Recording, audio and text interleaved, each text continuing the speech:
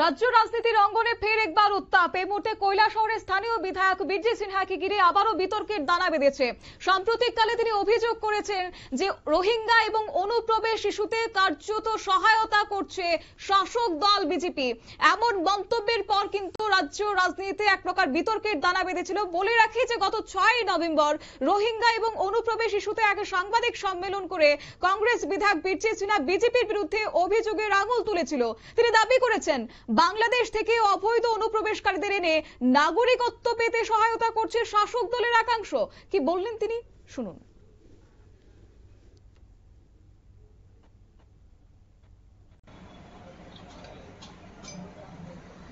ত্রিপুরাতে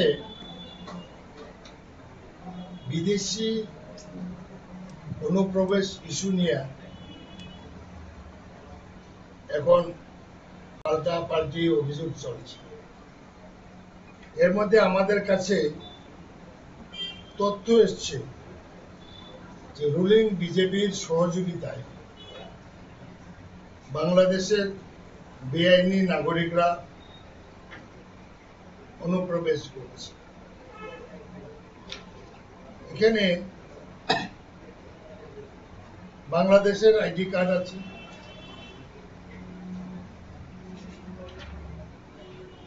যেমন সঞ্জয় চক্রবর্তী বাংলাদেশের নাগরিক, আর ত্রিপুরাতে এসে দীপক চক্রবর্তী। এইল বাংলাদেশের সঞ্জয় চক্রবর্তী, তার গণপ্রজাতন্ত্রী বাংলাদেশ সরকারের রেকর্ড।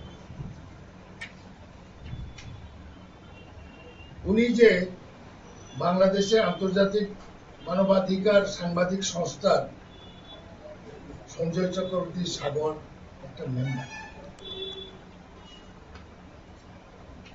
উনি বাংলাদেশে ব্যবসা করেছিলেন, জয়েন্ট ব্যবসা করে ব্যবসা করছিলেন রেকর্ড।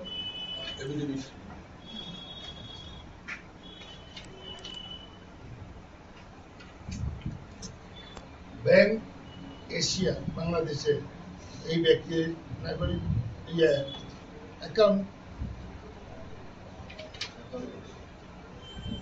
এবং আমরা ইন্ডিয়াতে এসে দীপক চক্রবর্তী নামে আধার কার্ড হয়ে গেছে, আরওয়ার হয়ে গেছে,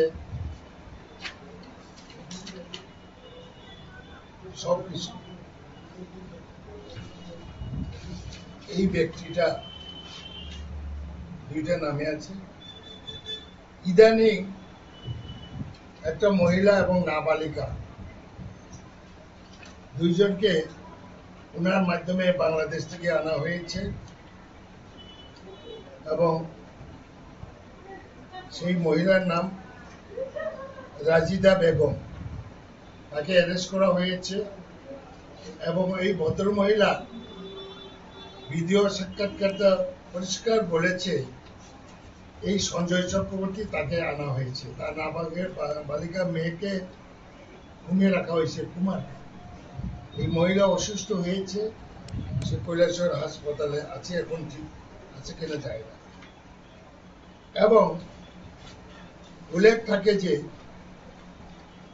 এই সঞ্জয় চক্রবর্তী বর্তমানে দীপক চক্রবর্তী, এবং শ্রীরামপুরে গ্রাম পঞ্চায়েত থেকে আরওয়ার ইস্যু হয়েছে 5/2/2025, এবং শ্রীরামপুরে গাঁও পঞ্চায়েত কোন দলে পরিচালিত। এবং এই ব্যক্তি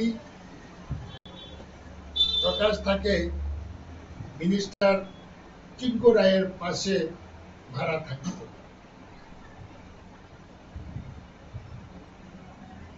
এবং উনি টাইটেলটা ব্রাহ্মণ, সেই জন্য মিনিস্টারের পূজাতে যে রান্না বান্না এটা করেছে, এটাও এলাকা থেকে আমরা জেনেছি। এইগুলো তার দুইটা নাম্বার, বাংলাদেশের নাম্বার সঞ্জয় চক্রবর্তী, দীপক চক্রবর্তী ইন্ডিয়া। এবং তার বাবার নাম হল সঞ্জয় চক্রবর্তী বাংলাদেশে, বাবার নাম শরৎ চক্রবর্তী এবং তার মায়ের নাম রানী Chakraborty, village Sadar Kala, post office Mullar Grao, pin number 3100, south Surma, Sylhet, Bangladesh. আর এদিকে দীপক চক্রবর্তীর নাম করেছে, বাবার নাম দিলীপ চক্রবর্তী, বাবার নামও চেঞ্জ করেছে, এবং village and post office Srirampur, PS subdivision Kailashahar, district Uluberia. এবং প্রতীয়মান যে এইসব বাংলাদেশি নাগরিকদের কাদের শেল্টারে ইন্ডিয়াতে ঢুকছে। কংগ্রেস বিধায়ক বীরজি সিনহার বক্তব্য আপনারা শুনলেন। তিনি একদিকে অনুপ্রবেশ ইস্যু, ঠিক তার অন্যদিকে রাজ্যের মন্ত্রী টিঙ্কু রায়ের হলফনামা নিয়েও কিন্তু কার্যত তিনি অভিযোগ করেছেন, হলফনামার কারচুপির অভিযোগ তিনি তুলেছেন। তবে তার পাল্টা প্রতিক্রিয়া দিয়েছে বিজেপি। বীরজি সিনহা সেই অভিযোগের 10 দিন পর পাল্টা প্রতিক্রিয়া জানিয়েছেন বিজেপি জেলা সভাপতি বিমল কর। তিনি কি বললেন শুনুন। সিনহাকে সম্মান জানিয়ে বলছি, উনি ইদানিং বেশ কিছু সাংবাদিক সম্মেলন করছেন এবং ভিত্তিহীনভাবে বিভিন্ন ইস্যু নিয়ে উনি আলোচনা করছেন। উনি অ্যাকচুয়ালি ডিপ্রেশনে ভুগছেন এবং হীনমন্যতা ভুগছেন। কেননা দীর্ঘ 25 বছরে কৈলাসহরে উনার উন্নয়ন, বিধায়ক উন্নয়ন তহবিলের যা কাজ, সে দীর্ঘ 25 বছরে উনি কৈলাসহরে উন্নয়নমূলক কি কাজ করছেন সেটা জনগণ জানতে চাইছেন। কিন্তু উনি সেই প্রশ্নকে এড়িয়ে যাওয়ার চেষ্টা করছেন এবং ওনার কাছে কোনো উত্তর নেই, যার জন্য উনি প্রতিপক্ষ আক্রমণের রাস্তা উনি নিয়েছেন। উনি বাংলাদেশি নাগরিক বলে যার কথা বলছেন, আমি ব্যক্তিগতভাবে পঞ্চায়েতে খোঁজ নিয়ে দেখেছি গত 3 থেকে 4 বছরের মধ্যে, অর্থাৎ আমাদের পঞ্চায়েত গঠিত হওয়ার সেকেন্ড টাইমে পঞ্চায়েত গঠন হওয়ার পর কোনো লোক সেখানে পঞ্চায়েতের নাম তুলেননি, বাংলাদেশি কোনো লোকের নাম তুলেননি। আর যদি তর্কের খাতিরে ধরে নেই যে কোনো একটা সময় নামও এটা উঠেছে, আমাদের পঞ্চায়েতে উঠেনি, কিন্তু ওনার কথার পরিপ্রেক্ষিতে বলছি, উনি একজন পরিষদ রাজনীতির সঙ্গে যুক্ত আছেন। ওনার নিশ্চয়ই এটা জানা আছে, সম্প্রতি কেন্দ্রীয় সরকার ঘোষণা দিয়েছে CAA অর্থাৎ সিটিজেন অ্যামেন্ডমেন্ট অ্যাক্ট অনুযায়ী 2024-এর 31 ডিসেম্বরের পূর্বে বাংলাদেশ, পাকিস্তান এবং আফগানিস্তান থেকে হিন্দু, খ্রিস্টান, বৌদ্ধ, জৈন অর্থাৎ সেখানকার সংখ্যালঘু অংশের যদি কোনো ব্যক্তি ভারতবর্ষে আসেন তাহলে ওনাকে ভারতের নাগরিকত্ব দেওয়া হবে। সেই যুক্তিতে যে আমরা ধরি, ওনার যে অভিযোগ সেটা ভিত্তিহীন, এবং যদি কেউ সেভাবে এসেও থাকে তাহলে ওনার বইয়ের কোনো কারণ নেই, উনি ভারতীয় নাগরিকত্ব পাবেন। দ্বিতীয়ত, উনি আমাদের বিধায়ক তথা মাননীয় টিঙ্কু রায় মহোদয় সম্পর্কে আমরা ব্যক্তিগত কিছু প্রশ্ন উনি তুলেছেন।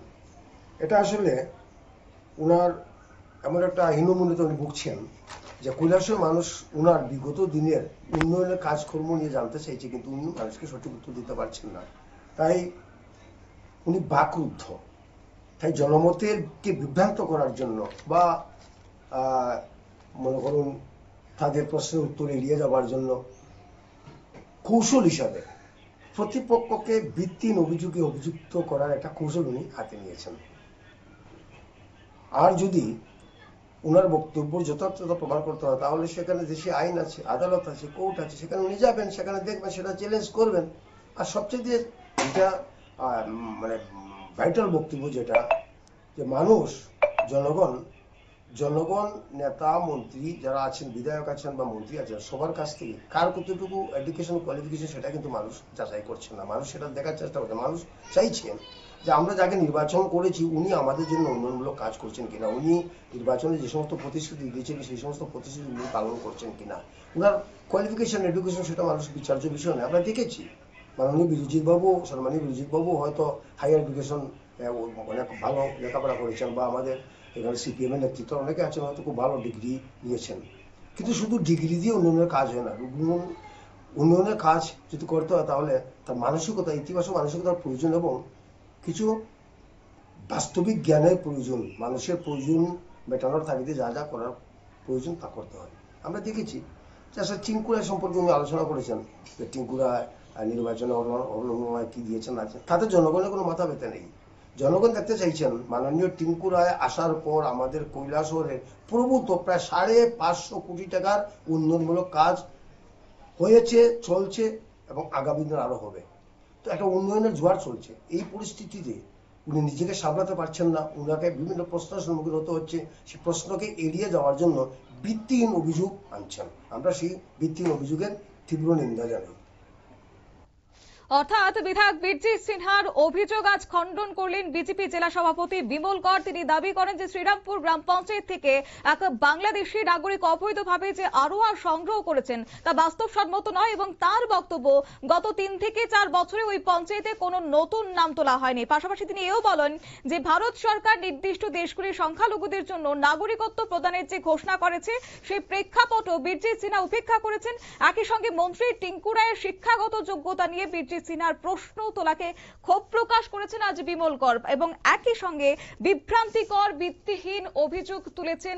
জনগণকে কার্যত বিভ্রান্ত করার চেষ্টা করছেন বীরজিৎ সিনহা এবং তাই মানসিক অবসাদে তিনি ভুক্তভোগী রয়েছেন। পাশাপাশি চিকিৎসকের পরামর্শ নেওয়ার কিন্তু আজ বার্তা দিয়েছেন বিজেপি জেলা সভাপতি। ছোট্ট একটি বিজ্ঞাপন বিরতির সঙ্গে থাকুন।